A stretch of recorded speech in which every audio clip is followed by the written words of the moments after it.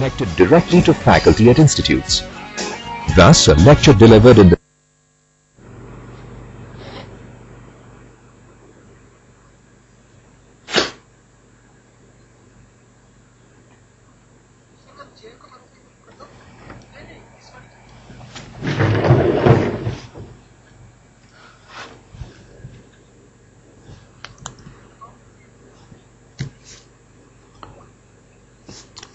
Hi, good evening all of you. So welcome to the session. Today we are actually supposed to do a couple of things. In fact, we were looking at doing two cases today. One was on Dell and the other one is on Starbucks. But a little disappointing situation right now. We are just about 6 people who have logged on to the session, so I'm just wondering how do we really proceed. So I think what we'll do is we will start with a small set of idea in terms of like what you've learned about strategy and some immediate problem or whatever. We'll try to get insights from each one of you, everybody who's logged on, to get views about like what do you think about strategy after this something like 15 hours that we have done together. And then we'll actually proceed to the case, and I hope a lot of people would join in. In fact, is it some kind of a collusion today that a lot of people are not here, or how's it? Anybody who has answers to this? Is it a collusionary tactic? Is it some kind of a, what do you call, a game that is being played, or how's it?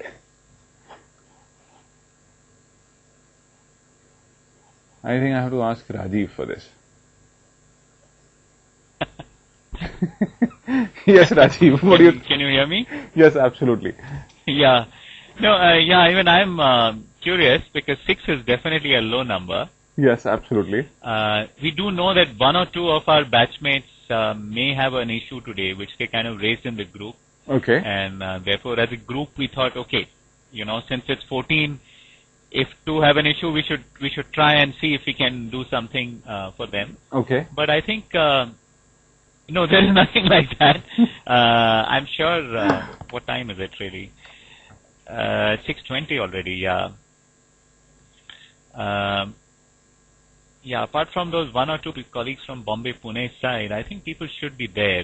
Okay, not a problem. We know this much that in the Gurgaon center, I think it's just out of the 4, it's just the 2 of us. So yes, I'm already missing Siddharth actually. Yeah, we are missing Siddharth, and I think Anupam is also not here. Yeah. But I think has the number increased as we have been speaking? No. It's still 6. 7 now. Achha. Yeah. So okay, let's see. Let's start with Sandeep from Bangalore. We'll have a small discussion on what they believe, what is strategy, and I think I would like to like all of you to really pull up the strings and really tell me what strategy is and what do you think about strategy after these 5 or 6 sessions that we've actually had.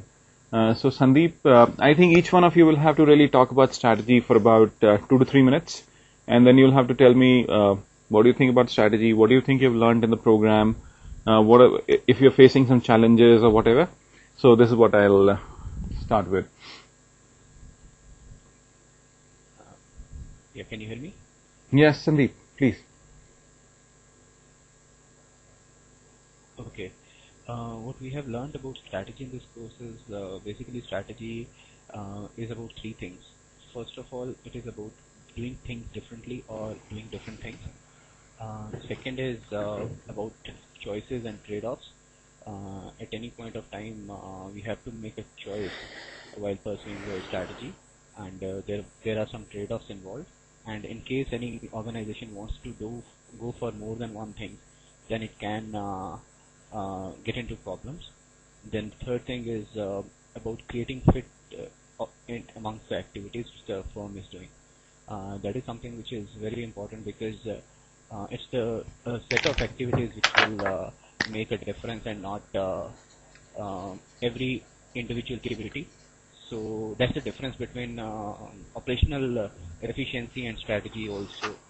So if we do each activity in a better way, that is increasing the operational efficiency. But when we create a fit among all these activities and do them in a different way, that's strategy.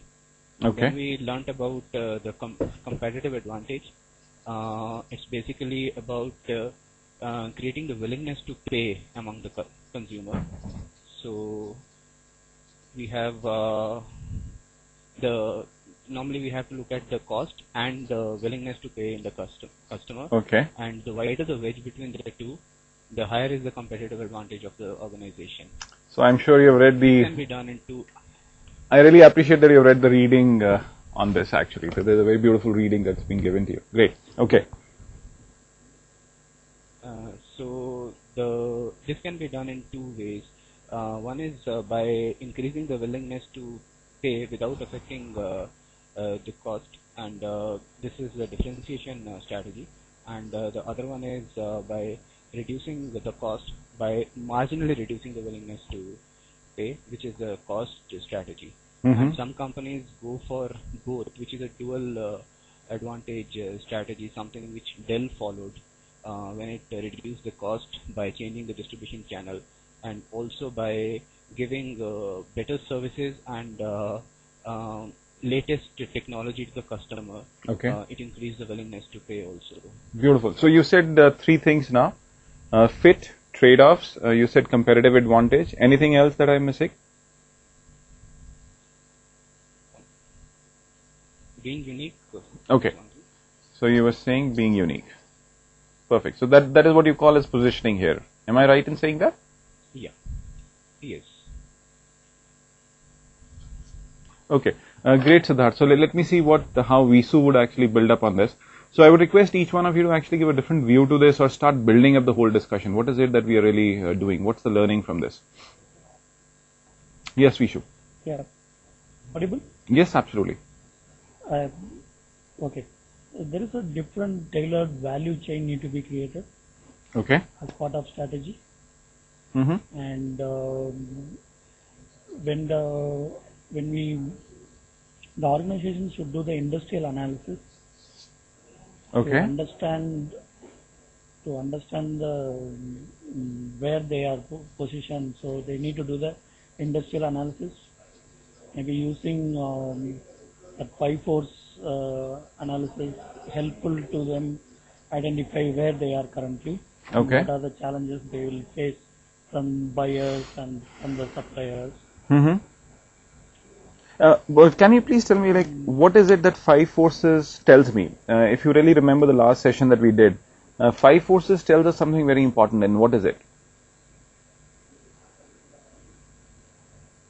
That competitors rivalry, like how they behave, it will tell me the importance of the analysis where we are in the market share, and as well as it will tell us whether we need to continue in the same business model or we need to have some alliances or acquisition with other organizations. Okay. No, in fact, I'll actually go a step ahead of this. In fact, what 5 forces tells me very importantly is basis of competition. What is the basis of competition? Why a certain set of things happen within the industry and things like what's the driver for the industry and so on and so forth, right? Or drivers of change. In fact, if you really look at the article that has been given to you, the last page actually identifies 3 things. What are those drivers and so on and so forth, how jockeying for position can be done and things. So this is very important that comes out of what do you call the 5 forces thing. So let's see, Amit, anything that you would like to add to this, like anything that you think you must have actually looked at?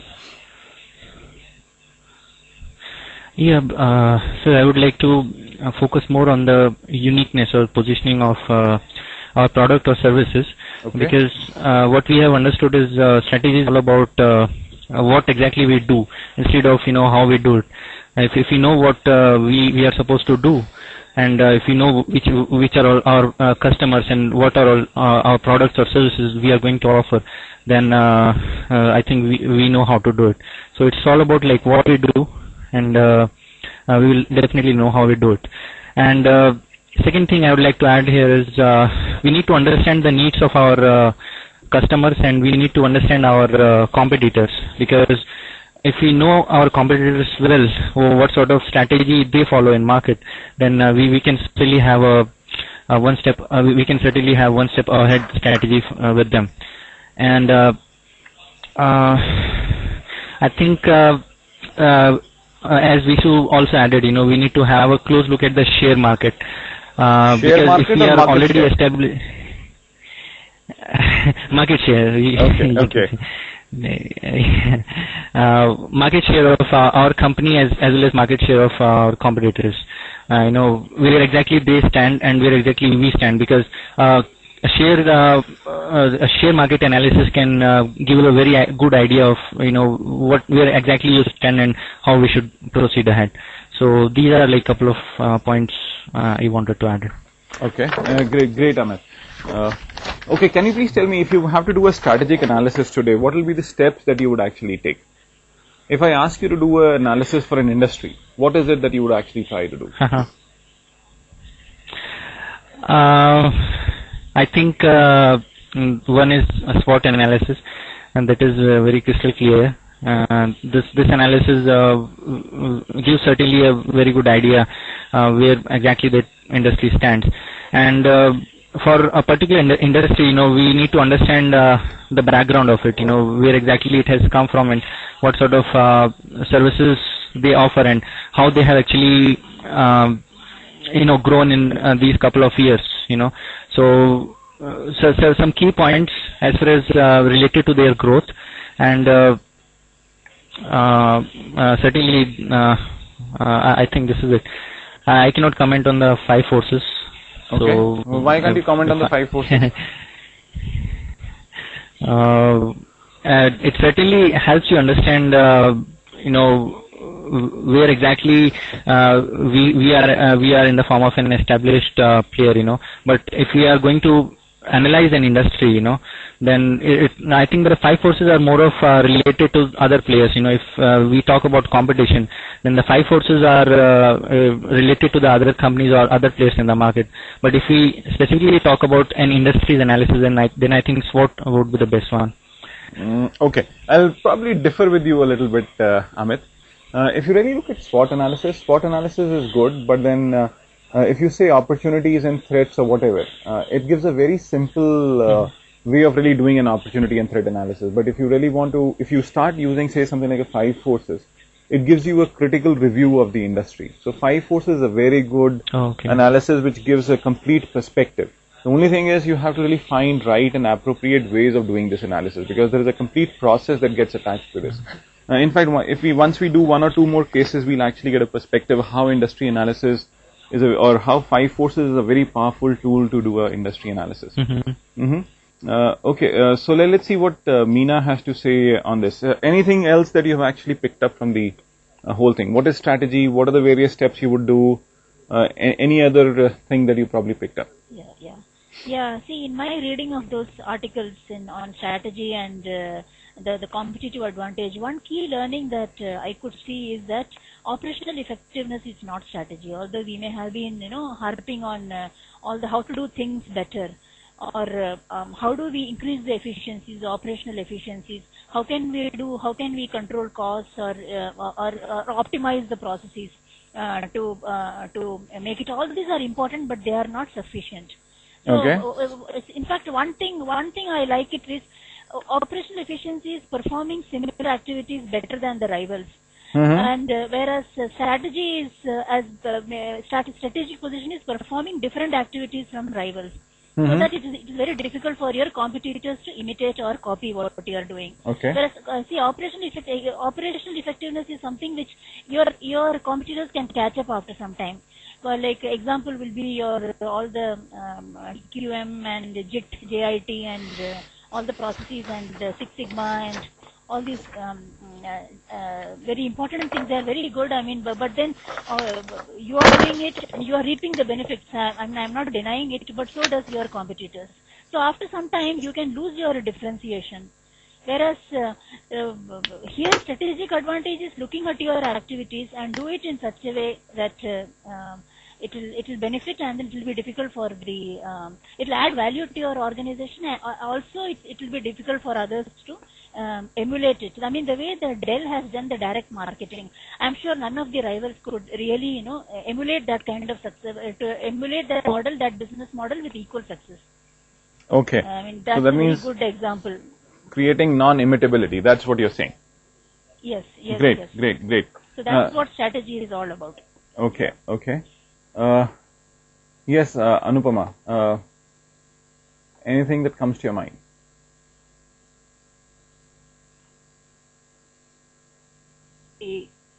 performance of a company, this results from basically what I feel is two causes. Or one is the competition. What are the overall rules? What is the industry structure? Overall rules of the competition. Or the second part, which is the competitive advantage. That's basically relative positioning within the industry. And strategy is all about both of them. I mean, it's very important. It encompasses and basically it covers both. And that is where we have this five model. Yeah, 5 forces model. We call it 5 forces model of competition. Okay. Which basically gives that critical view that you were saying of the industry.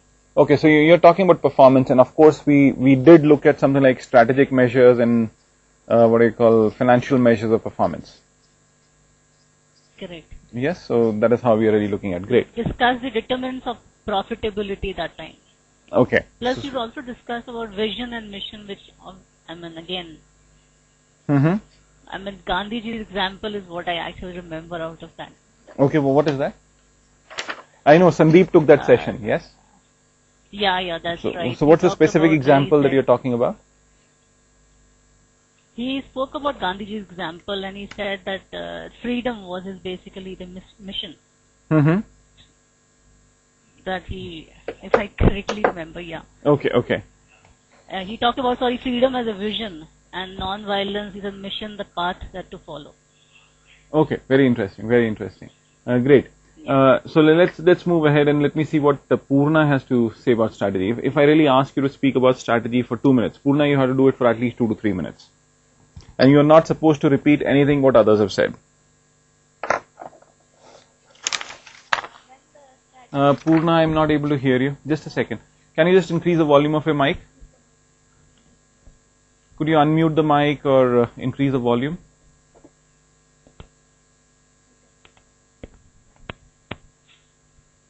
Is it audible? Yes. Be a little louder, that's it. Okay. Yeah.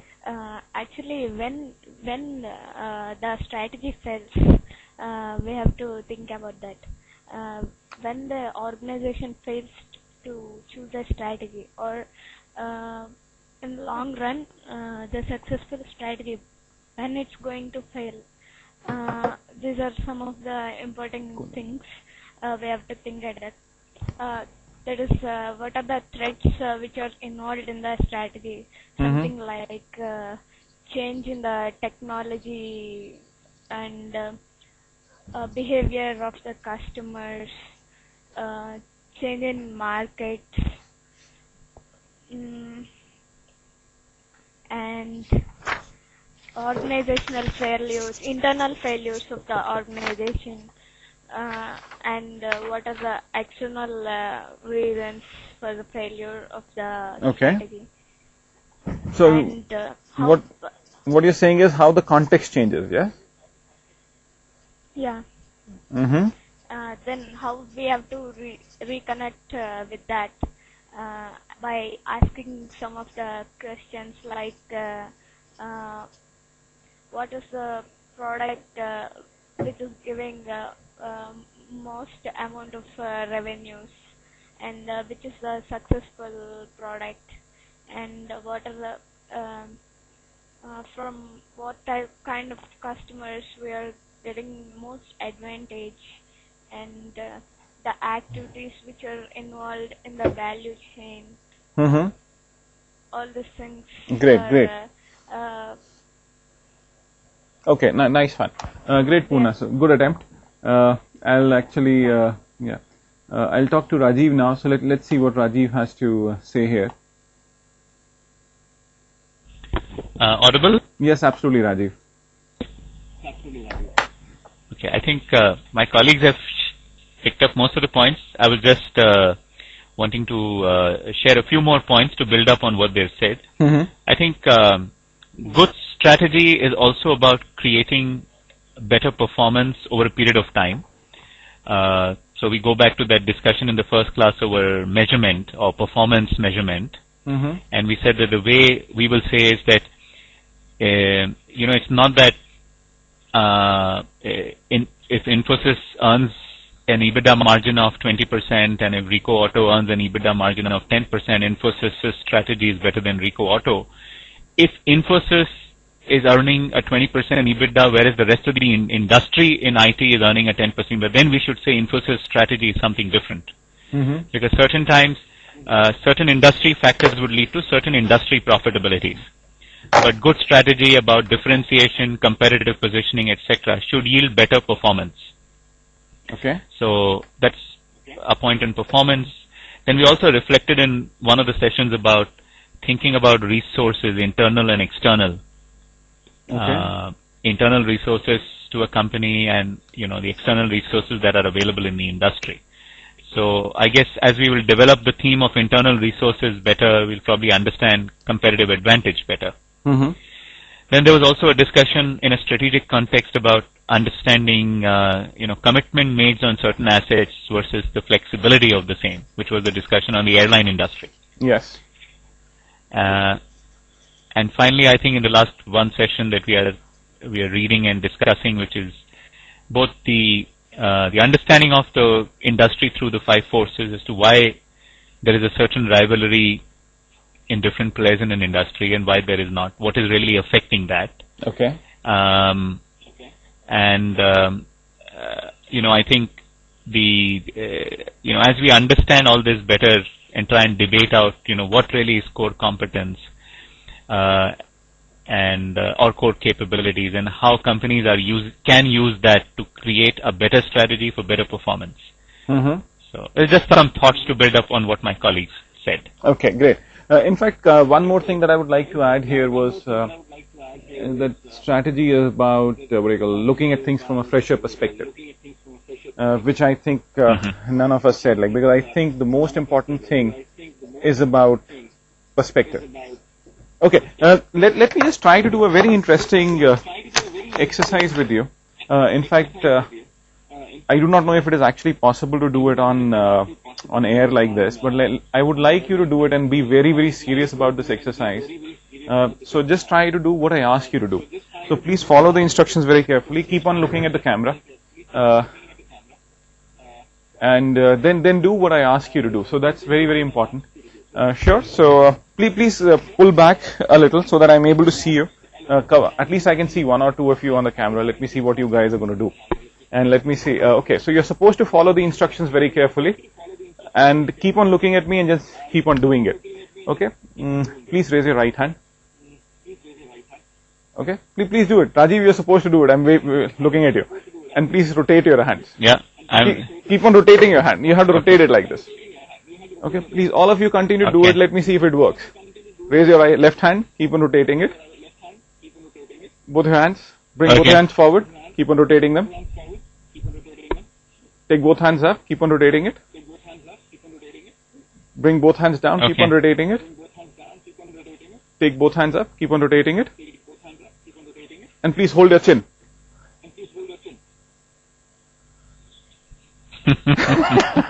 Now this is something very interesting. If you would have ever noticed, now I need to ask, how many of you actually held your chin and how many of you actually held your cheek?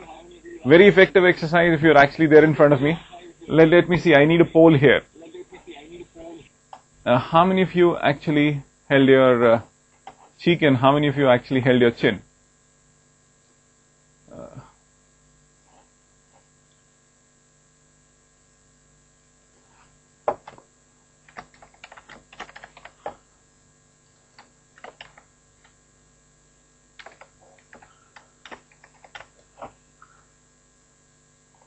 Yes, sir. Very quickly, if you could just send me a few answers here. And then I'll tell you what's the thing that happens here.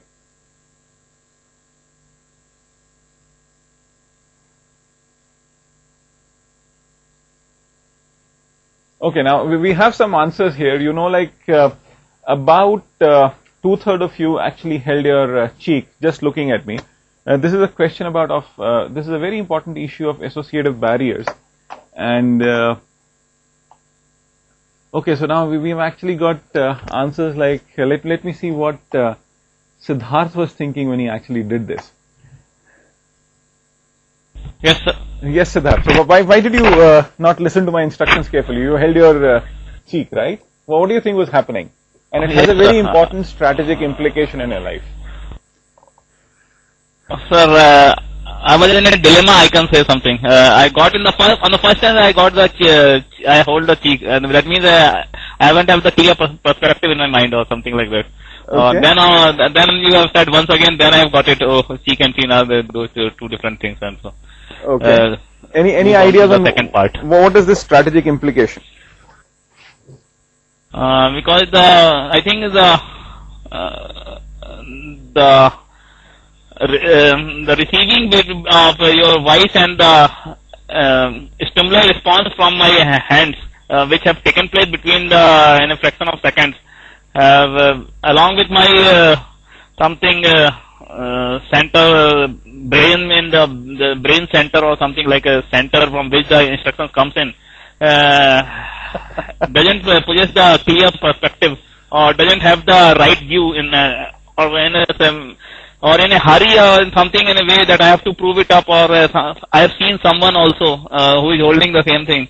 So there are two things in which it comes in. One is I have seen somebody who is holding, and I have also done it without thinking it up. Okay, I'll give you a reason. Second one is Great, Siddharth. I'll just give you a reason. In fact, the strategic thing is, there's something called as an associative barrier, and what happens is, like, all of us actually get stuck with this whole idea of associate barriers.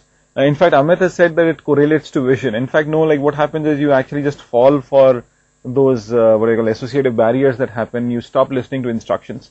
And it has a huge strategic implication, because your perspectives go wrong through this. Because the moment you actually get into associative barriers, your perspectives will start going horribly wrong. So when I talk about strategy, what needs to be done is that we need to actually break down these associative barriers. We need to actually create fresher perspectives. If we are not able to do these fresher perspectives, I think our strategy is going to be extremely weak. So this is an important issue, and of course, let me see if yes, we have Siddharth here. He's going to be the last person from whom we really know. What do you think we have really learned from this whole exercise in the last 5 or 6 weeks of strategy? You've heard others say, so anything new that you would like to add here?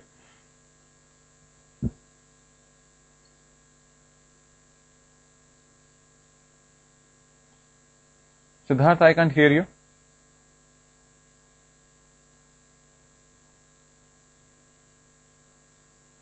Sorry, Siddharth, could you unmute your mic or something?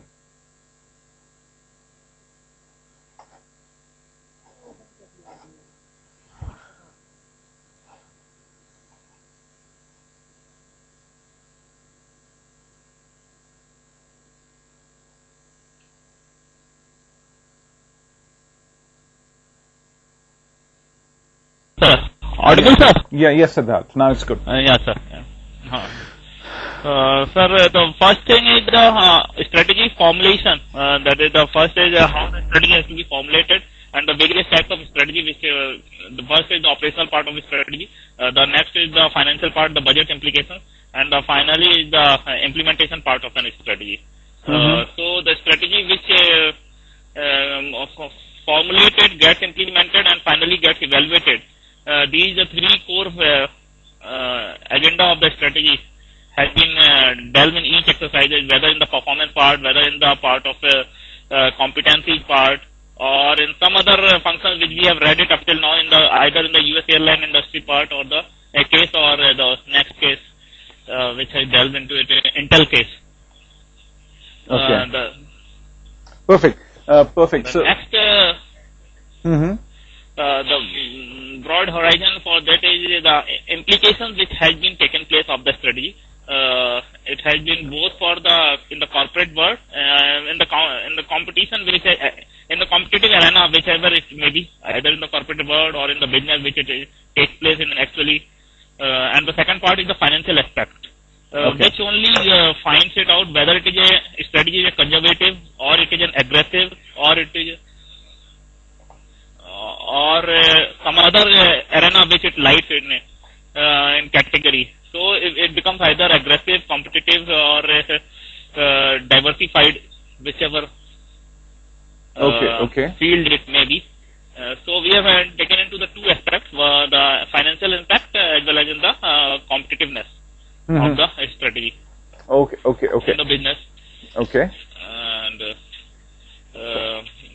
Anything else? The financial impact part we have already taken to the future cash flows and the net present value, which has been told, economic value added, which has been which should take place in the future.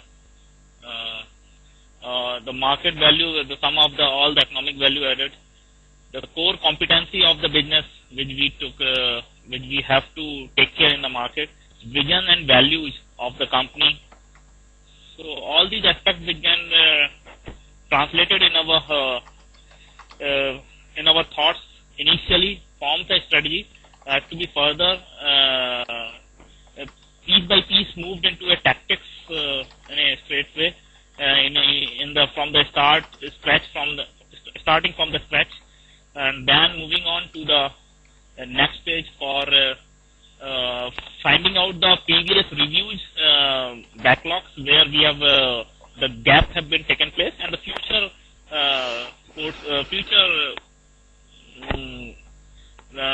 target which has to be achieved has to be averaged between the two, along with the gap which has occurred initially with the old strategy or the tactic which has been adopted in that past period. Okay. Perfect. So that's an interesting point of view. But then one very simple thing from me. In fact, I received a few queries in terms of the case analysis, which I think I should really tell you here before I actually move on to the next case. If you really look at, a lot of you were actually saying, like, if I really do the cases or whatever, do we have a correct answer for the case? No, there is no correct answer for the case. I think what needs to be done is that we need to actually look at the process of analysis rather than saying that we have to actually look at the right answer for the case. What matters in strategy is the process of analysis, the steps that we actually take, and really try to see like how we are really going to find answers to the situations that we are looking at. So you might not find the right answer at the end of the process, because there is nothing like a right answer in business. It's a question of like there are two different companies, they could come up with the two different sets of results, because each company could look at the situation very differently. So we need to understand it's just a question of perspective also. It's a question of the process that we undertake, and both of them could actually be correct. So case analysis is something which comes as a very powerful tool which helps us in really analyzing the situation and learning the steps of analysis. And my intention is that by the end of this program, each one of you should have actually built your own way of analyzing a situation, and you would have actually got a repository of analytical tools with you, which would actually help you in getting to know the situation right and to strategize the whole thing right. In fact, if you really look at it, like there is one question that I actually sent across to you. I think I just did not get answers to this. Do you think we continue with the session with the less number of students? Because we're just about 8 people right now. If you think we can actually go ahead and do the case discussion as the next thing. So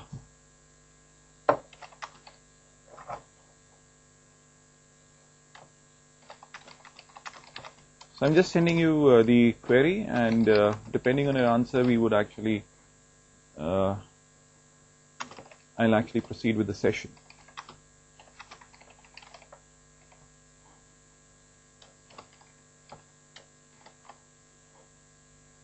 Can I get the answers very quickly to this, please? Next half a minute.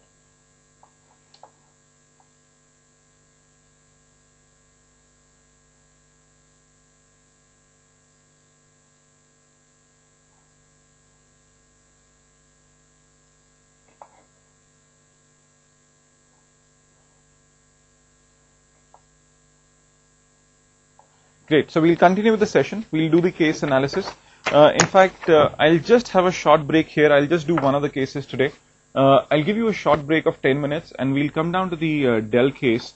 And please, in the meanwhile, I would really suggest that you actually look at, be prepared with your answers, because I think there was an exercise that you were supposed to do. I would really like to understand the process that you've actually gone through doing this analysis, and then we'll start building it up. So we'll take each one of the questions separately. I'll really like to see what each one of you has done it. What is your way of analyzing?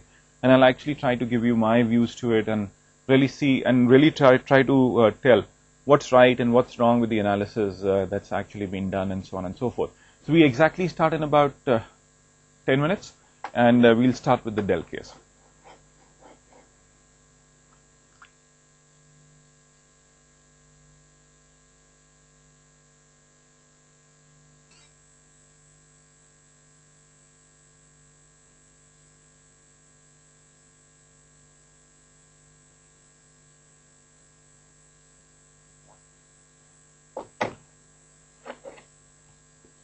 Okay, good evening, welcome back. We'll start with the Dell's discussion, and in fact, I had asked you to do an exercise on Dell, and there were 3 questions, predominant questions that we had to actually look at. One of them was why the industry was not doing well. And the second question was like, what did Dell do that was so unique that it actually created absolutely magnificent returns for itself. Third, why others were not able to copy Dell, since a lot of people had actually tried to do that. And there was only one player which was probably close to doing what Dell was doing, and that was probably Gateway. But then as we move forward, I would really want to do the exercises in steps. So I'll actually want to look at the first answer, or the first question, and that is, why do you think the industry was not doing well? What was the base level problem? And let's do a 5 forces here.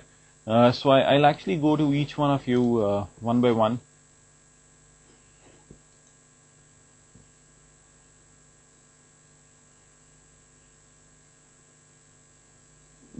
What we can actually do is we need to start with this exercise of 5 forces, and then we move ahead. And one more thing, what we're going to do is we have to do a mid-course correction on how people are coming in and how many people are logging into the program.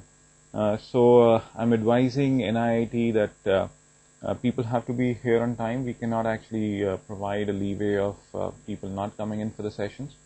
So beginning next session, we'll have an attendance schedule coming in, and we'll actually have a certification which will get mapped to attendance. I think we need to be a little more serious about this because I think each one of us is really taking a lot of time and a lot of pain to be here. So we'll build serious, we will actually be very, very strict about people coming in, and we'll actually, I'll send you the message through Rashmi, who would actually send in the details in terms of like how this is actually going to go ahead. And I really don't think that we need to, of course, say one person, Divakar, had an issue, so he couldn't come in, and it was a fairly genuine thing. But then for the rest of the people, I think it does not really warrant that they do not actually come. So it's a little disappointing, but we will actually take some corrective action very, very quickly this week itself. But let's do the case on Dell right now. So first question was, why do you think the industry was not doing well? Let's see. So we will start with Visu from Chennai. Yes, Visu. Yep.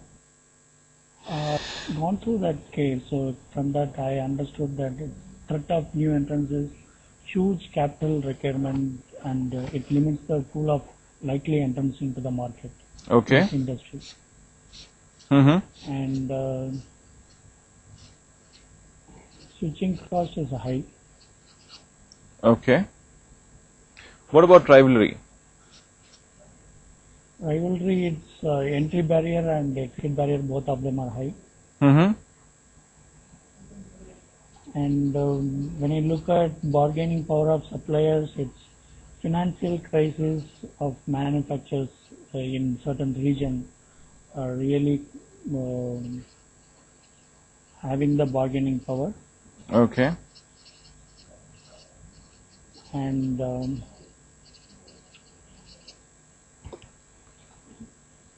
direct shipment to customers from manufacturer, it's added advantage, and that's why the Dell shown the significant business in that. Mm-hmm. The threat of substitute products is maybe the advanced mobiles and the PDAs. Okay. So this is informational, right? What you have done, Vishu, is informational. But if I really want to understand why the industry is not doing well, what are the answers that you can actually tell me? Why do you think the industry has not done well? Of course, 5 forces will tell me this, but then you have to tell me through the 5 forces analysis that you've done, why do you think the industry has not done well? Well, what is it that is really creating such a havoc in the industry? Because the change of technology for every decade, they couldn't able to concentrate in one product. So they need to keep on add those new things into the product, and even sometimes they have to change the product also. So you mean to say that the product life cycle is very, very short? Yes. Okay. So what you're saying is short PLC. That is actually creating havoc with the industry, and what do you call, the players are not really able to really get a grip on the short product life cycle. Okay. Anything else that comes to your mind?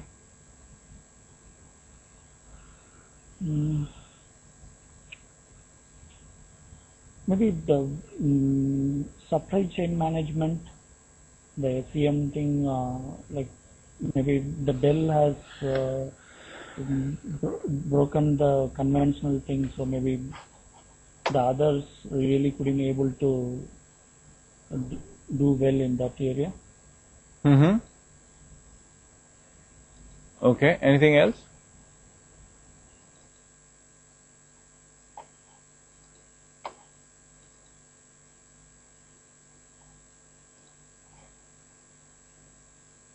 People like the customers, if you look at there is the government, some of the government and small medium businesses and the corporates are there. In the government area, I have seen the MIS staff are having the more bargaining power, to have a better control on purchasing the systems. Okay. So you feel that the buyer group is very strong? Yes.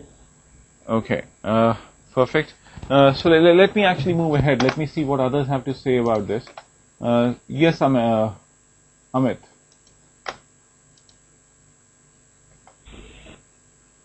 Yes, sir. I'm audible? Yes, Amit, absolutely. Hello? Yes, Amit. All right. Yeah. Sir, I think if we compare this case with the last case, we did case with Yahoo and with Intel.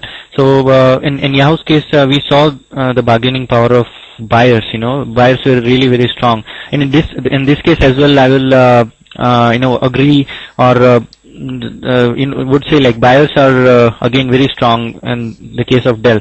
The buying power of the bargaining power of customers or buyers, that has actually made the difference, both buyers and sellers.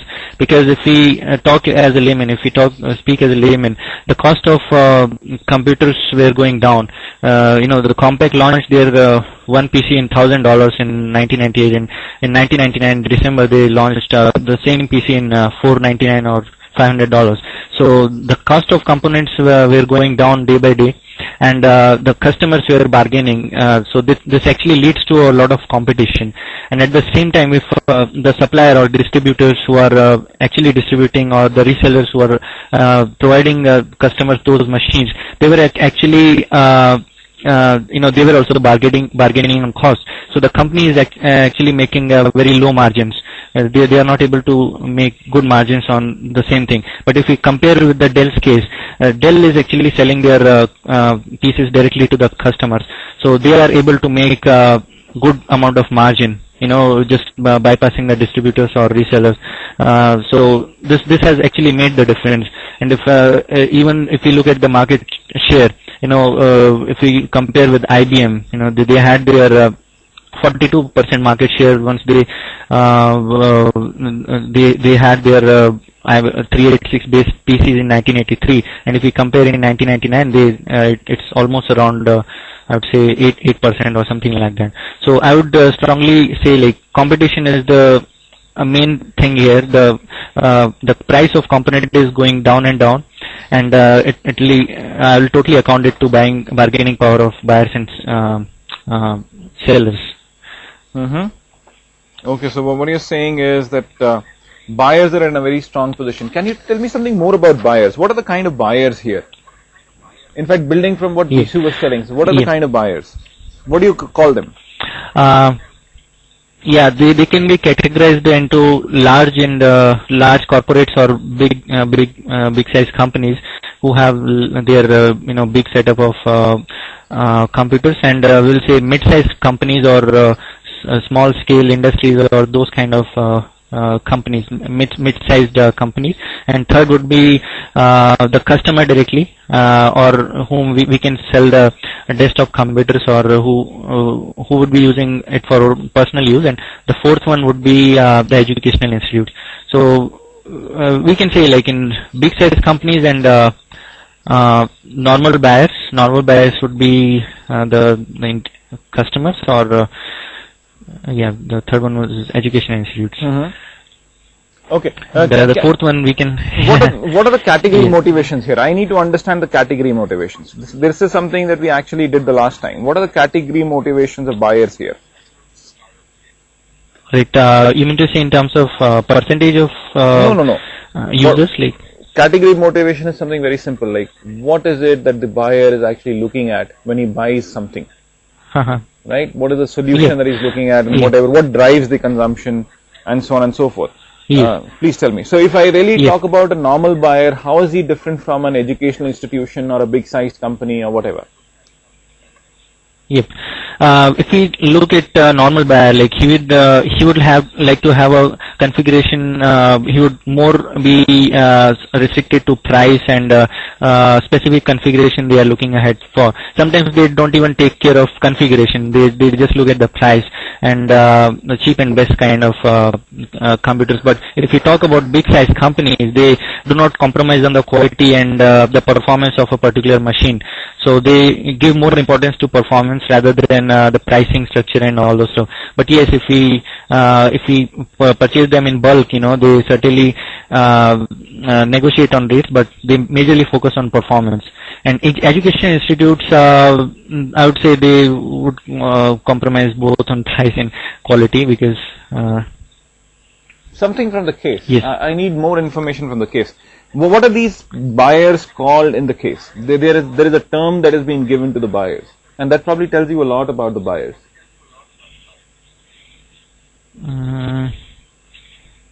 Will not exactly remember right now, so I can come back to it once again. But but the negotiation actually. If we compare with Dell and the other companies, the negotiation is done in a different way. The Dell used to sell their computers to mostly educated people. They want to sell their PCs to those people who actually knows the configuration or who knows what to purchase. So you can say corporate buyers, or you can say people who are working in corporates. That would be that's a major portion or percentage. It's like almost 27%. Those kind of people Dell directly sold these machines. But if we talk about other HP or IBM or Compaq, they were going through distributors, the kind of order they receive and that kind of channel. Amit, what you're telling me about what companies did, it's not about the analysis here. I still feel that we are missing a few things here. All right. If you really, I need to understand these buyers a little deeper way. Let me actually go to say somebody else. Let me see what Siddharth has to say from Thank you, sir. This is a category which we have mentioned it right now in the buyers. What it is written, sir? Motivations. What is it? The category is mutations. Motivations. Once again, sir. Motivations. Motivations. Acha. Motivation, bargaining power. This category is on the basis of motivation of which one? These are the promoting factors, or motivations means addressing what type of motivation, sir? I just explained it. One is the no. What I'm saying is like category motivation because of the price varies, reduction in price or reduction in some. Or enhanced in utility or something. Exactly. So why do you think a customer buys a product? Okay, sir. Thank you, sir. Yeah. So tell me, like, what are the kind of buyers here? How would you categorize them? First, what is the segmentation of buyers here? Siddhartha. Segmentations of buyers. So it depends on the segmentation of buyer depends on the demographic profile. No. Please. That are all the. Listen. I'm not talking about. The next one is. What I'm talking about here is the buyer segmentation depend on the range, depend on the education class, the needs which it belongs, or which Siddharth, what it requires. We have to stop here. I'm not asking this question. What I'm asking you is, when you talk about buyers in case of say Dell, how do you segment buyers in case of Dell? What you're talking about is a generic answer to what segmentation is. What I'm asking is, how do you segment buyers that we are talking about in the case of Dell? In the case of a Dell, sir, the buyers can be the one is the segmentation of the huge mass comes in institutional category. The next is the corporate segment, and the customized market, the customized customers, which are the local customers which require some customization in the products. So these are the basic 2-3 areas where the Dell has to take care in the market. Okay. And lastly, in the I'll come back to you, Siddharth. Let me see what Anupama has to say about this. Yes, Anupama. Yeah, the case mentions that there are two kind of buyers: the relationship buyers Exactly. and transaction buyers. Okay.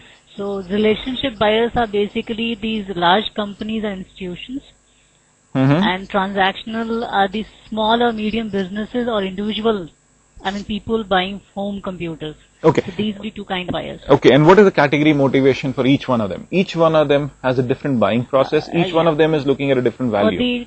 What is it? Yeah, transactional were more into the price. They were very price sensitive. And when it came to relationship buyers, they were more into, that means the customer support, the post.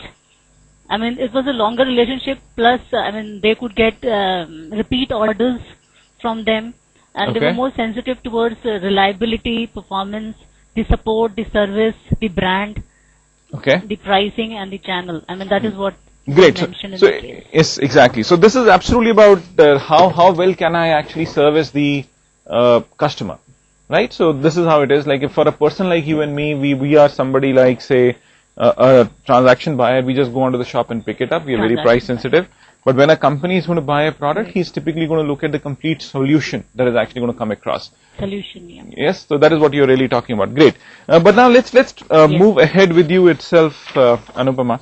When I talk about rivalry, what do you think about rivalry here? What are people competing on? What is this? What is this industry doing? What is the industry doing? What is the industry competing on? It was more into.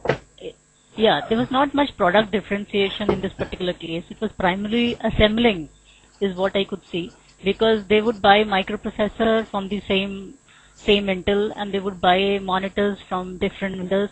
They would buy the other stuff and integrate it.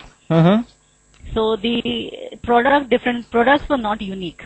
It's like more into integration and assembling and delivering to the customer. So it's a homogeneous product, right? So rivalry was very high. So from that perspective, because there were too many people and too many, in the market, such kind of, vendors in the market. So the rivalry was very high from my perspective. Okay. Because many could enter into this market. Great. So what you're saying is the industry is competing on price. I'm not able to differentiate my products. Correct. Right. So this is one very big problem. So like you know about the buyers now. Yeah, Dell. Go ahead. Dell was trying to only help in the service part. Rather differentiate itself in the service part. Okay, I'll come to Dell. I'll come to Dell. Let me do the 5 forces first here. Okay. Yes. Okay. Now let me understand about threat of new entrants. Anything that you would like to talk about threat of new entrants? When I was analyzing, I felt again the same thing. Since there was not much of product differentiation, they could buy these same smaller components and put them together and sell it off. threat of entrance, I felt that in the same market was very low because many people could have entered the market because the kind of business that it was in. And Yeah, so secondly, probably the capital requirement was also very low. I mean, until they went into distribution channels and other stuff.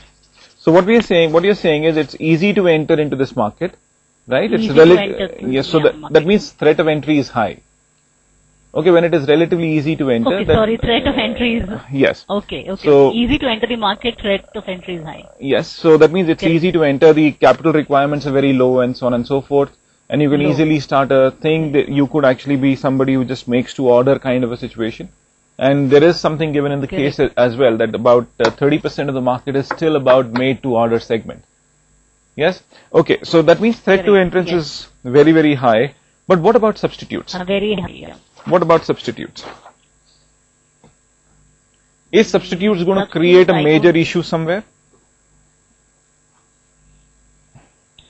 Substitutes, I haven't really come across, although they were all products from the similar domains. So it did not really talk about as to whether substitutes were being created. Although yes, they did mention that, okay, some places, yes, substitute of product was also there. They said the low end, I mean, they could assemble, integrate, and as the moment the microprocessor or anything was out in the market after maybe another 10 months or so, it would have another parallel version floating around. So threat of substitute product was again very high. Okay, like so when I talk Because about again, point remains the same. Because all companies are again into assembling and selling. okay, now when I From Microsoft. no when I talk about substitutes, let's be very clear on this. Like substitute does not mean that it is about the same product from some other competitor. Substitute would mean an alternate technology. Correct. So it would mean say, Alternative. an alternative to that. So that could mean say when I talk about a very simple Okay, example. Tea and coffee, they could be substitutes. So like a PDA could be a substitute in this Correct. case. So that is what we are saying. So what is the threat of substitutes here at that point in time? Here then the substitutes were not there. Yeah, exactly. The Substitutes were not there in that case. threat of substitutes is very, very low. But now coming to Very low. if you really great Anupama. Let's move ahead. And if you really look at this industry, there's something very interesting happening here. The industry is not making money. There's a huge bit of problem here. But why is it that it is really happening? So Rajiv, you have to give me an answer here. Why is it that this is actually happening? What was that Okay, I think- triggering factor that just killed the industry per se? There is somebody who's making money in this industry. And who's that somebody who's making money in this industry? And how they're able to extract maximum value here? Okay. I think let's try and answer it using the 5 forces. Yes. We've all agreed now that the threat of new entrants is very high. It's a homogeneous product. Switching costs are medium. They're not extremely zero, but they're also not very high. So which means, and I think somewhere the data point in the case is that you could set up a capacity of assembling 250,000 PCs by investing $1 million US. And when I did the numbers, 250,000 PCs retailing at $1,000 per PC is actually 250 million US dollars of sales revenue. So I feel that the capex required to set up an assembly line is extremely low. Exactly. So both financially and so I think the threat of new players is high, and I think somewhere also we read that while there were these 4-5 big players, there was this 30% or 20% of the market which was served by the so-called IBM clones. Yes. So we've agreed that the threat of new entrants is high. Coming to suppliers, my view is I would categorize suppliers, and probably this is where Dell started thinking in a winning fashion. I don't know whether they did. That was suppliers are of 3 nature. One is the Wintel, which is Windows and Intel. So my categorization of supply bargaining power overall is high, out of which when I look at Wintel is extremely high. So the operating system and the chip makers command their prices. There's little we can do. Okay. Second is a set of commodity suppliers, which while must be large-scale suppliers supplying hard drive, motherboard, etc. Now, since I think their powers are low, because the 5-6 big players must have commoditized them, so the powers are going to be low. Mm-hmm. The last category of supplier is the channel, Okay. which is essentially the supplier of taking the product post the company makes it and bringing it to the customer. Okay. The channel in this case, Very quickly, Rajiv. sorry. Channel would typically be categorized as a buyer here. He would not be categorized as a supplier because if you really look at it, I see. yes. So if you really look at it, the whole thing is when I talk from say suppliers, it's something like this. You have suppliers, which is an input, the fundamental principle on that is being used here, and then you have something called as a process here, and there is something called as an output. Mm-hmm. Right. So after the process, we have the distributor or whatever. So that is why he's actually getting into say something called as a buyer. And if you really look at it, there is a difference between a customer and a consumer here. Because the customer is somebody, Got it. that is what we are really looking at. Sure. So let's move ahead. Hanji. Okay. So fine.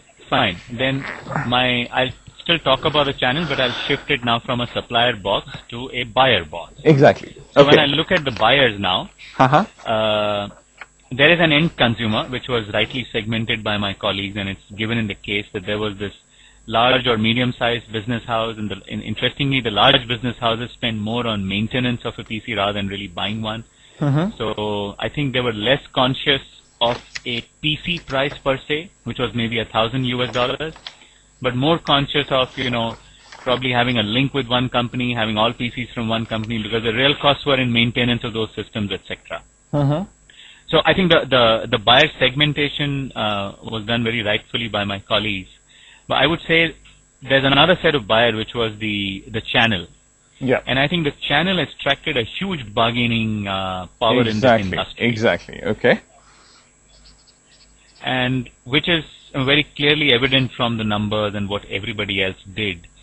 So I guess what Dell did greatly, since it had no control on the buyer of product side, which is the Wintel and others, just probably wanted to be as good as the others, it really made a paradigm change. Now, whether, I was curious to think about this, was it something that was just because Michael Dell started as an assembler himself and he sold direct? Was it something that he really just took from there? Was it analytically thought through and said, we are going to be direct, we can offer a better product and service to our customer direct, so let's take with that, and then we get the channel out?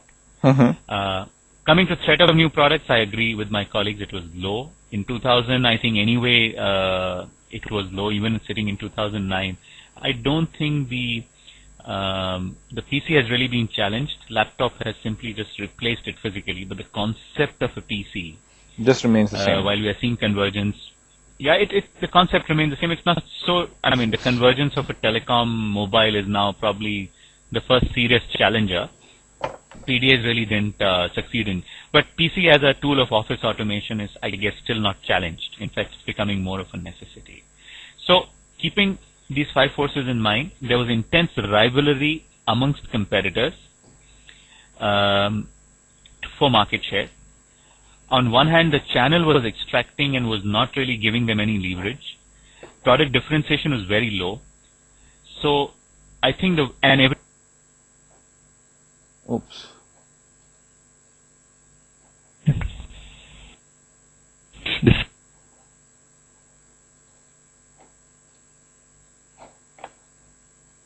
Sorry, I got disconnected. Yes, sorry, Rajiv, you got disconnected. Yeah. Everybody was, So the way everybody was competing was on price.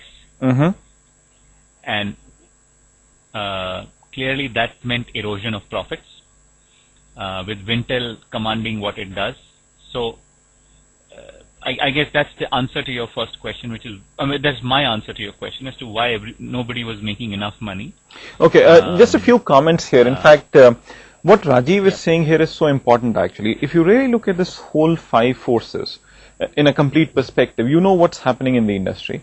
In fact, the most important thing that is happening here is that there is somebody who's actually been able to create a standard.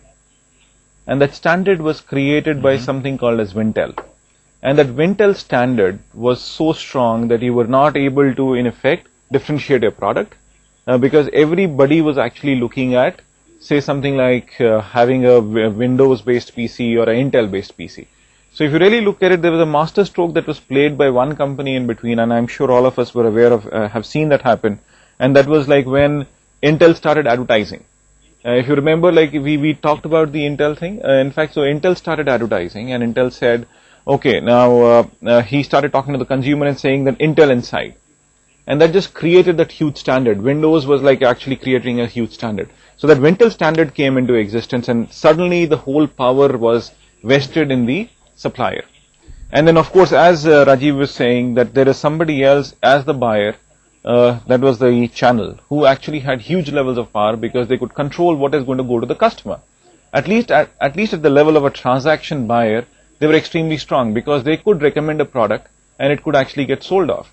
So now if you really look at this whole situation, now there is something that happened dramatically, and that there was a new player that, or a new kid comes onto the block and it does something exceptional. And let's talk about that one. Yes, Rajiv. Yep. So now this leads us to a question. Why was Dell successful? Clearly, I mean, at a 2,000 feet above level, clearly Dell, if one line answer is Dell was successful primarily because of its direct strategy. But I guess that is just at a 2,000 feet level above. Exactly. The strategy, once the numbers of Dell would have been visible over a period of 1 to 3 years, this is a very organized and transparent industry. The curious question which all of us have is, other bigger players like Compaq, HP, IBM, they would have also seen, hey, what they're doing. But as we read, we realize that while the direct strategy was simple, it was not very easy for those big guys to emulate that. Which also means that Dell must have not just been doing a direct strategy, they were actually doing it extremely well. Exactly. So I guess Dell's, I think it's definitely a combination of more than one, but the biggest piece of that strategically is the strategy of going to the market direct, remove the channel partner out. I think they did play with it a little bit somewhere. Don't know exactly which period, just to see whether that can really get them an extended market share without losing margins. I think it's also written that Dell also tried AMD chips in the beginning, which means they were trying to explore a lower cost way. But clearly direct. And then the way, I think the entire IT or supply chain that they built, plus we should also not ignore one exhibit, and that was honestly, in India, since Dell is not very popular, I don't have enough personal experience of Dell. But when I look at their customer feedback on Exhibit 8, Dell also intelligently segmented its customers. I think it focused on the intelligent buyer. Most of its business was coming from that large and medium segment of the business. Yeah. And the way it has, if I look at the customer ranking, just as a snapshot, these guys were number 1 and number 2 across the board. So not just pricing, but there was a lower pricing customer called Gateway, but in every other category, especially technology, etc. So intelligent customers approach, direct channel, and probably somewhere a huge IT / supply chain fabric were the 3 reasons why Dell was successful. Okay, let's dig deeper into this, but I'll come back to you, Rajiv. Let's see what Meena has to say here. Yes, Meena, what do you think Dell was doing to be successful? Just let's start to try to build up what Rajiv was saying. Yeah, that is what I want to build up what Rajiv has been saying. I mean, how Dell changed the entire paradigm of looking at the entire production process. I mean, I would rather see this as core competencies which they have developed. One of them is a complete production I'm so sorry for this. Yeah. Okay. Yeah. See, they have developed this. They concentrated on the four areas which I am going to elaborate, which actually built up their business model. Which is very unique and which the competitors were not able to emulate or imitate. One of them is their production process. I mean, Dell started building up only once they have received the orders. Like once they receive an order from the customer, then a parts list is generated, and then it is assigned to a production unit which is close to the which is closest to that, which are strategically located. And also this is and then this machine this entire thing is so that they don't keep any inventory of finished goods. Okay. Okay, so and the entire thing, the entire process of taking the order and then the shipment, it just takes about 1.5 days. Okay. So this is one area which is their entire production process. Okay. Second is, as Rajiv pointed out about the customer segmentation. I mean, they have divided the customer base into relationship buyers and the transaction buyers, and they have employed a huge sales force of internal and the external sales reps. The external sales reps are on the field talking to the customers, understanding their customer needs, and then helping them in their information systems. So that way, and also they customize the orders from different customers, so that the customer generally feels happy. And within this relationship buyers, there are more segmentations, like large businesses. Within that, like how many are like within the government institutions, how many are local and the federal and all those. I mean, very granular customer segmentation, which helps them, manage the customers better and take their and fulfill the requirements. So the third one is, again, as I said, the sales and the technical support. The technical support is like once the sales is done, they have employed about 1,000 technical support personnel who provide this after sales support. In fact, in the case study, it says 90% of the customer problems are resolved over the phone, and the rest of them are resolved within 24 to 48 hours. So this is one area. And then the fourth area is the supplier management.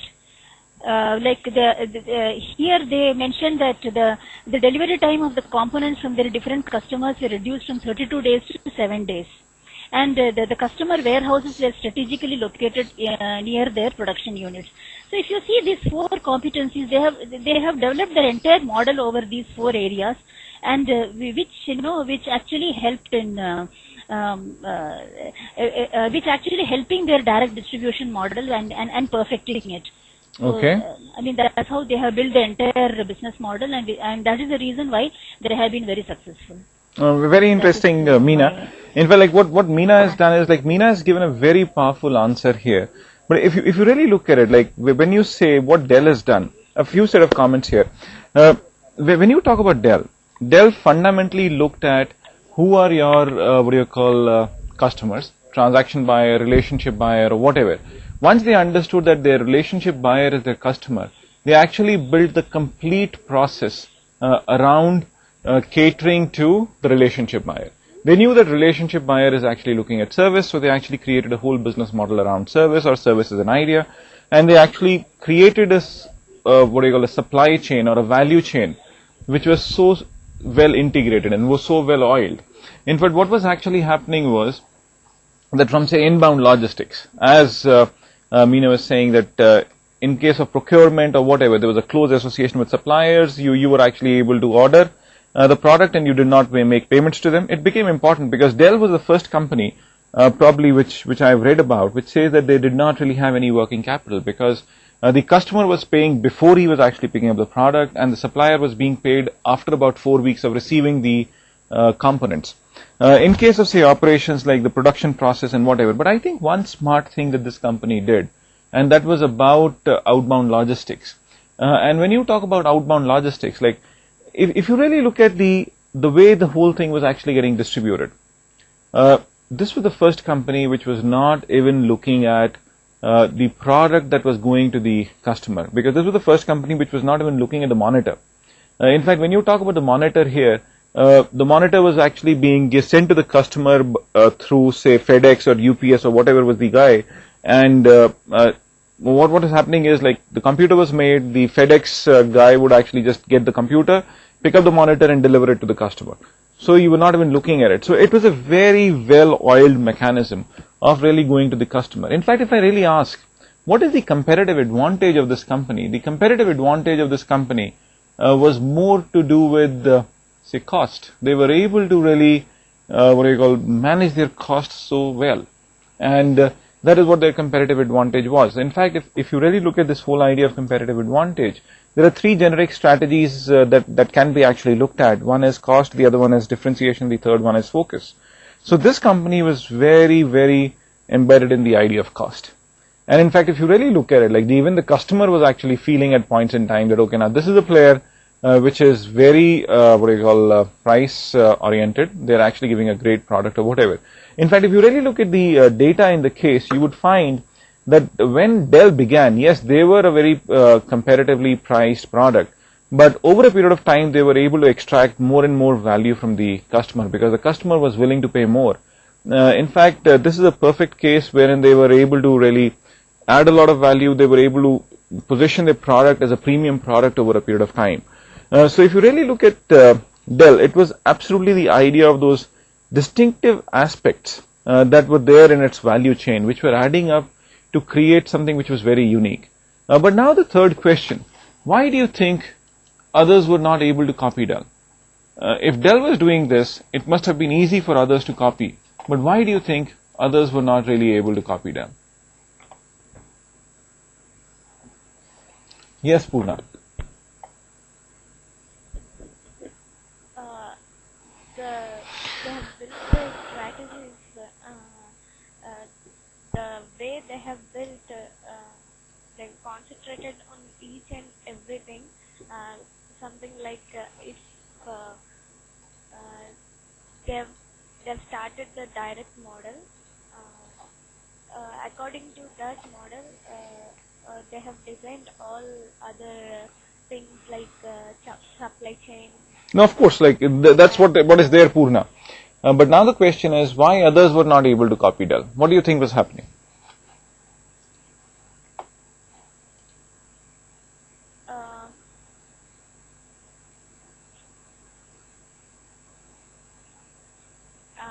I don't get how to answer this question actually. Okay, not a problem. Not a problem. Sandeep. Yes, Sandeep.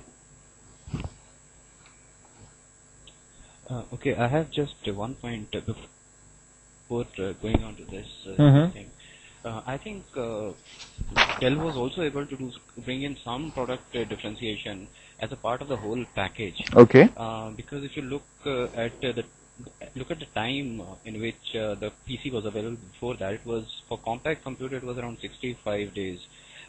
So the speed at which the technology was changing, and Dell bringing in the new technology within 36 hours, I think for the business customers, I think it was a great advantage that they were able to get something which was very new and, with the latest technology very fast. And another thing was, as a part of the package, the sales service network was very good, and overall it had created some product differentiation as a result that the people were feeling that Dell is better than others. Okay, So just cost was there, but Sandeep, just a small thing here. If you really look at the differentiation that was getting created, I feel very strongly that the differentiation was getting created more at the level of service. There's no doubt about it. But then yes, of course, what you're saying, I would really look at your point from a little different perspective. And that is when you say like others were really having an inventory of about say 65 days. This company was having an inventory of say about just 15 days. So it actually had a huge implication on their profitability for sure, yes. They were able to reduce their costs to a great extent. So that is one thing which is like really adding up to that cost advantage that this company was really building. So I'll really look at it from this perspective. Because if you really look at the idea, because they were not really holding any inventory, there was a JIT system, they were just dispatching the product immediately from the factory or whatever. And when you really look at the stacking up that other companies like HP or whatever, they had to do at the warehouses, or they had to do stacking up at the customers, that is the dealers. That was not happening in this case. So the differentiation is more at the level of service than anything else. But now let me answer, please give me an answer. Why do you think others were not able to copy Dell? the reason was that most of the other companies, for instance IBM Compaq, they were not willing to leave the old channels. There was a conflict of interest there. For instance, if they want to give the everything through the distribution channel, then there was a lot of cost saving. But for instance, IBM wanted all the orders through direct channel also to be routed through the resellers. And same was the case with Complex, where Complex said that the price will not be reduced. The price will be the same as what will be charged by a reseller.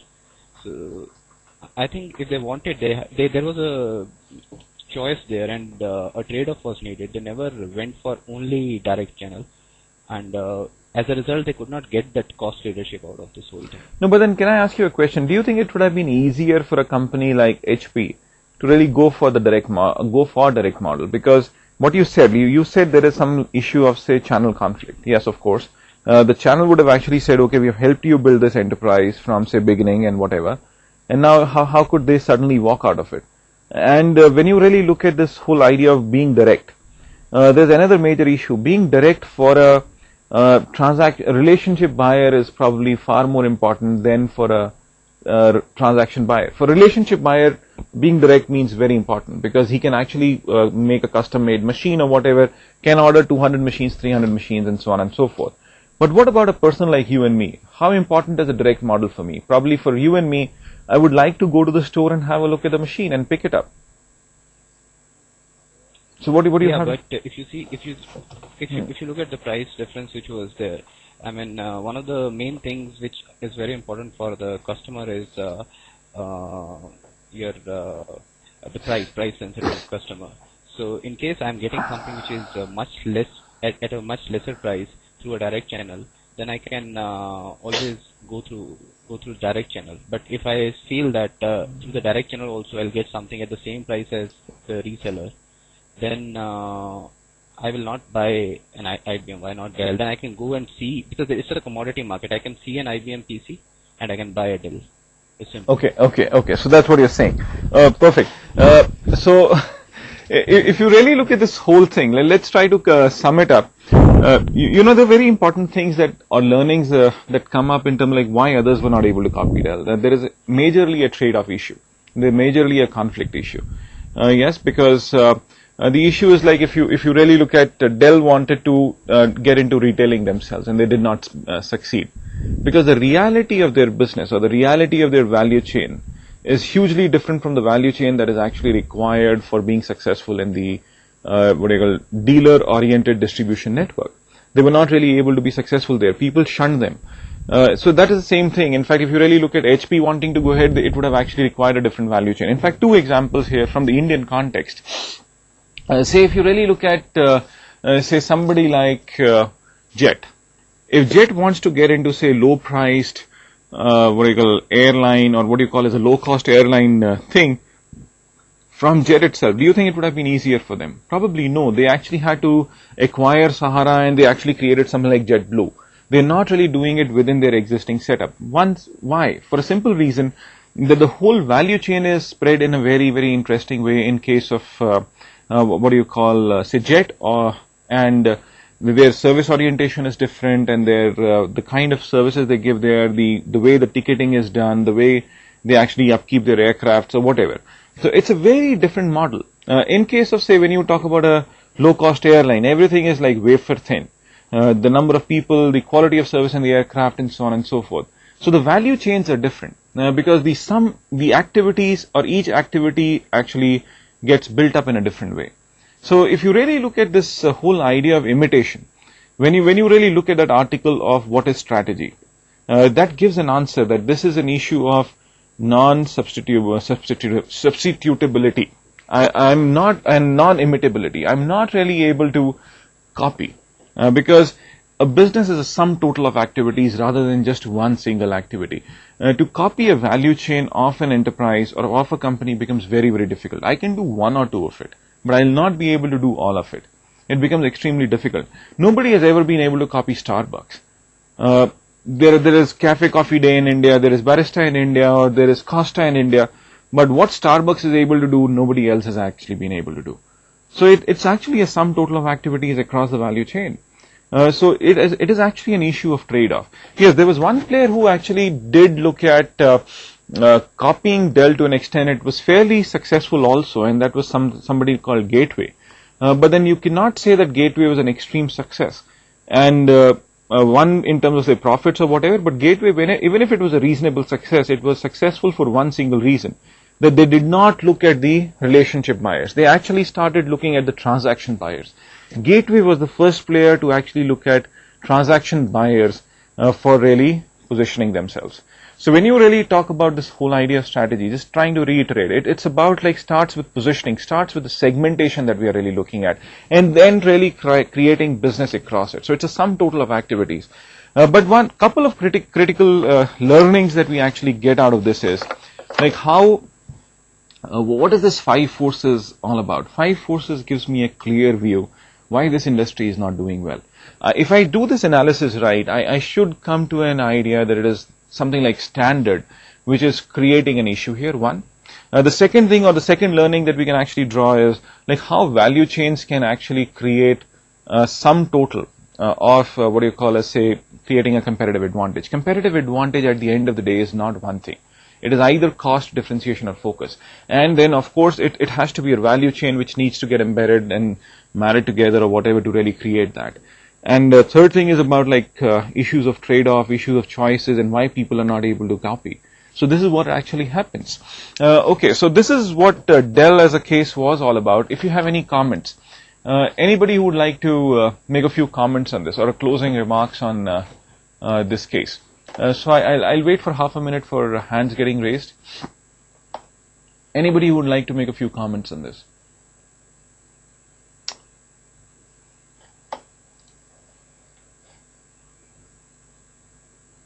So I'll actually do a cold call. Yes, Rajiv. Do you have anything to say? Yeah, more like questions. I think Yeah. the learnings are coming through.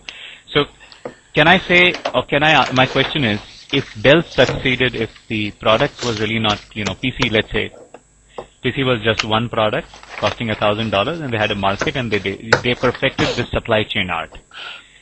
So question is, could they have done it in other products? Could the same set of so-called competitive advantage, which is in this case was on the cost side, and the various capabilities that helped them achieve that, could they have done it in, let's say, the television industry? I'm just... Okay, well, what's your answer? Then I'll actually give you an answer. Well, if I go purely as a theory person, and I say that if the success of Dell, because again, PC was nothing but a simple assembly of a few very standard components. Yes. And Dell succeeded in bringing that, in segmenting the market, bringing that in a very clear way to a customer in the best possible way, and made money while others couldn't. So, well, I think they could have, if I was sitting in a, in a decision-making chair, I said, I think we've done it here, I think we can do it. Okay.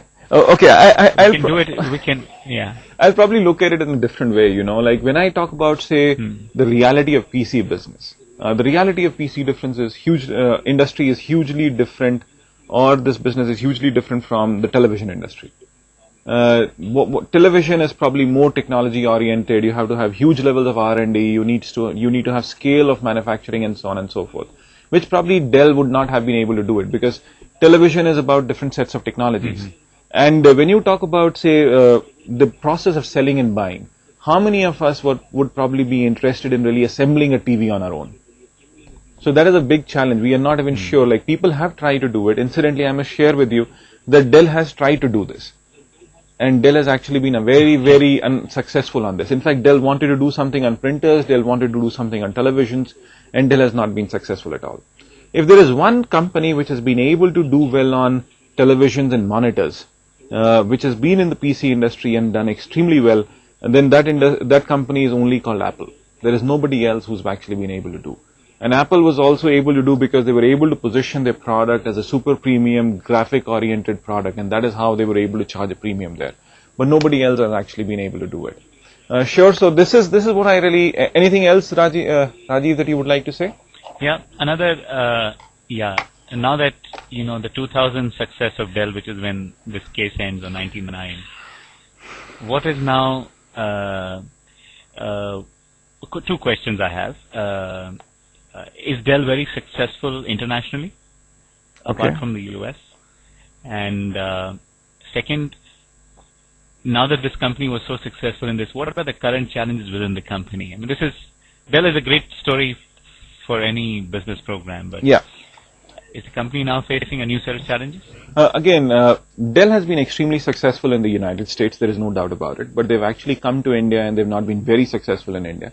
And they've really had to reorient the Indian, way of doing, or to the Indian way of doing business.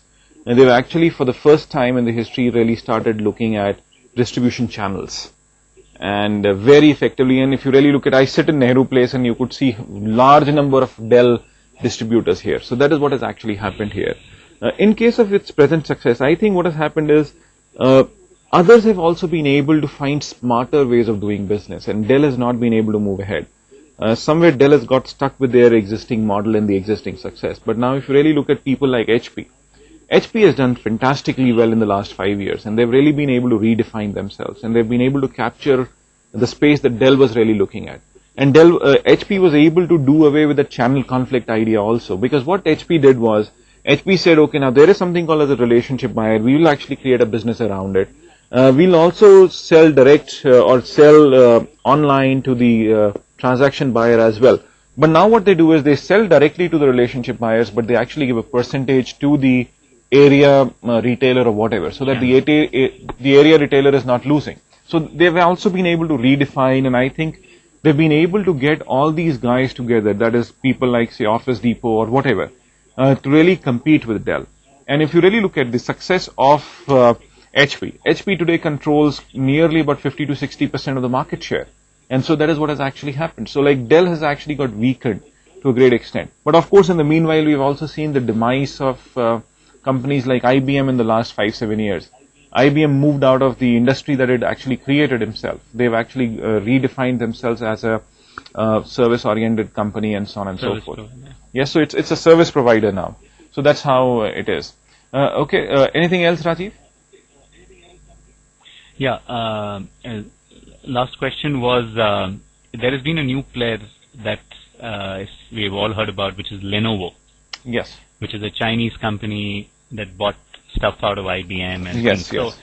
So, any point of view on, how it's still a new player, but do you think Lenovo has or is pursuing strategies to create a mark in this industry? At least in the... Or it's too early, we don't have enough data.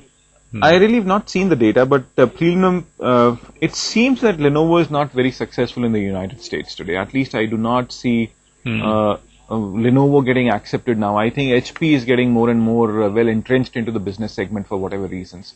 Lenovo is not really getting there. I think till the time Lenovo was allowed to use that IBM ThinkPad name, it was a different story. But now they are not allowed to use that IBM ThinkPad name any longer because it was just a 3-year contract. And after that, it seems that it is starting to have an impact on their sales and so on and so forth. Because IBM still sells, whether we like it or not. IBM, for whatever reasons, was a de facto. It probably ended up being a generic name for whatever reasons with the computer. So that is where I think the failure is there or whatever. Sure. So this is a few. These are a few things now. Okay. Now we have a comment from Amit in Delhi. Let's see what Amit has to say. Sure. Yes, I'd like to add my comments in close context over here. We are talking about international players. Now, I specifically want to ask for our domestic players. If we talk about HCL, if we talk about our domestic players, only HCL is one of the industry where you see like they have well established themselves. Do we see in near future, if HCL is facing the close competition with Dell or HP or IBM or Compaq or those kind of suppliers or manufacturers. So what is the future of HCL in our country? Second thing, if we have been talking about all the competitors, they have been merged or they have been bankrupted or they have come down. We saw an example of Yahoo and Google. We saw example of Intel, which they have done exceptionally well.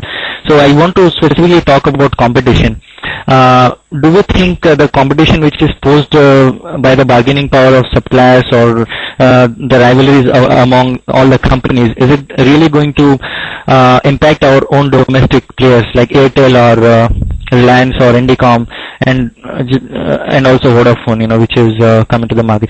So I'm talking in general about our domestic players, how well they themselves are going to establish themselves, and how the presence of international players in our market, how it might affect in near future, So Okay. it's a different question, but it might be related to our discussion. Okay, Amit, we are going to do a session on internationalization, and we are actually going to do a session on domestic competition and things, and I'll leave this for that time. So I'll take us one step at a time here, so that is how I leave it. For your HCL question, I really don't, I didn't really understand the question, so I don't have an answer here. So what we could do, if you could just reiterate the question again.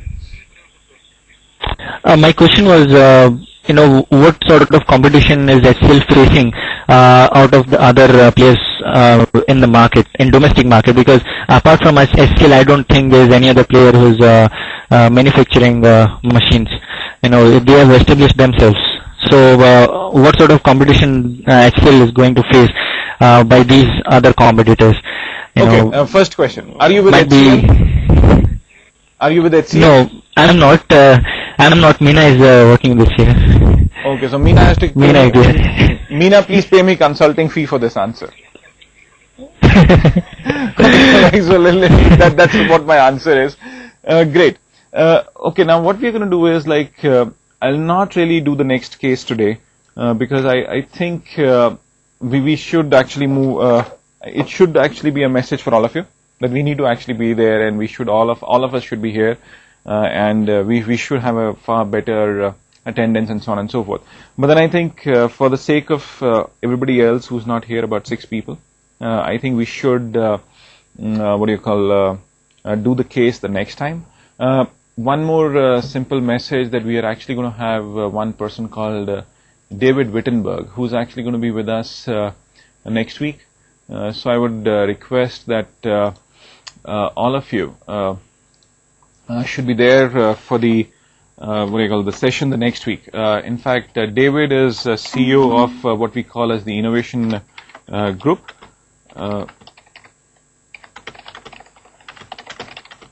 So he's the CEO of the Innovation Group. He's done a lot of work on innovation, and he's actually done a book on innovation as well. So this is what we are going to do next week. So we start dot on time at 6 o'clock next week, and we'll finish the session at 9 o'clock. And if you have any changes, I'll actually inform you on email. In fact, I'm just sending you a small question, so I would request a quick answer on this. Perfect. So I think I have the answers here. So great. So be well, enjoy yourself, and let's meet next week. Please be there on time, and henceforth I would request all of you to actually be on time and be there for the session. I'll actually send you an email message as well during the evening today. Thanks a lot. Bye-bye.